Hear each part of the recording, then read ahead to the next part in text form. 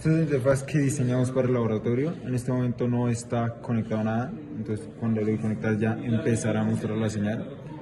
Acá podemos visualizar a mi compañero que ya tiene conectado todo el circuito y el montaje. Entonces pues la interfaz prácticamente está basada en para colocar el nombre del paciente, la fecha y hora de la prueba, seleccionar el puerto, el botón de conectar, desconectar, guardar y cargar. Entonces para guardar el archivo simplemente le damos el botón, colocamos el nombre y ya para cargar sería buscarlo y ya nos da fecha, hora de la prueba y los últimos 5 segundos de muestra del electrocardiograma.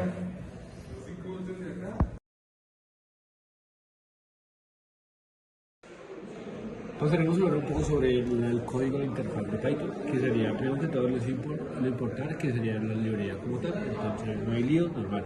Pasaremos a hablar de la clase principal donde nosotros vamos a colocar, donde es la variable de los nombres, los cuadros de los nombres, de fecha y hora de la prueba que se realice. Después, el puerto es donde vamos a aparecer como tal los puertos disponibles que nosotros tengamos. En este caso, como podemos ver en el video, sería el puerto COM 10, que es el que nosotros se lo conecta. Hablando un poco de los botones, que nosotros tenemos tres, que vienen el conectar, guardar y cargar.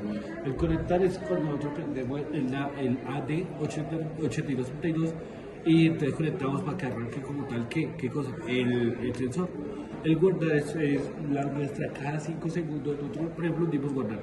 Cada guarda la muestra de 5 segundos. Entonces, nosotros podemos descargar el archivo cuando nosotros queramos.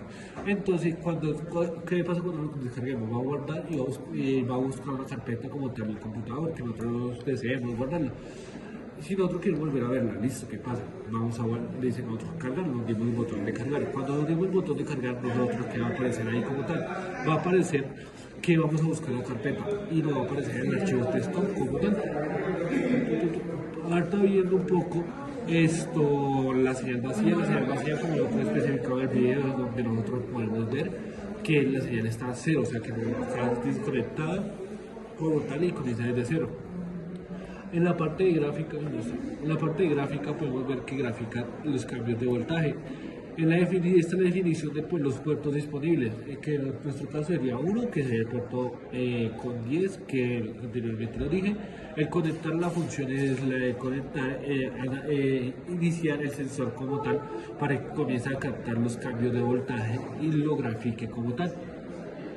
Donde nosotros iniciamos esto y nosotros podemos hacer como tal acá que podemos desconectar, o sea, parar el registro o el cambio de voltaje que tenemos presente. Pasando un poco a hablar sobre el guardar datos. El guardar datos es importante cuando nosotros, valga la redundancia, guardamos porque guarda los cambios de voltaje. Este cambio de voltaje que va a guardar. Si nosotros guardamos el archivo, va a aparecer el nombre del paciente que nosotros anteriormente lo cargamos, fecha y hora, como aparece actualmente. Y vamos a hablar un poco que va a guardarlo como archivo. Entonces nosotros vamos a ver, mira, acá podemos especificar que está guardado como archivo texto como tal. Entonces guardamos el archivo, guardar el archivo normal aparece. La ruta es como donde va a seguir todo el paso para guardar y seguir la secuencia de todos los archivos que tenemos. El cargar es una función importante, como anteriormente la dije, porque a medida que nosotros guardamos los datos, nosotros digamos queremos ver la muestra de 5 segundos, entonces nosotros queremos ver los cambios de voltaje, los datos que arrojó como tal. Entonces nosotros solo la función, ese botón, vamos a subirlo y vamos a cargar o vamos a verificar donde nosotros guardamos el archivo como tal y vamos a iniciarlo y nos va a guardar como archivo texto y nosotros podemos verificar, por ejemplo, este fue el examen que ahorita fue, entonces podemos verificar los datos que es el archivo texto, entonces hay todos los datos que fueron registrados. Y ya listo, gracias, profe.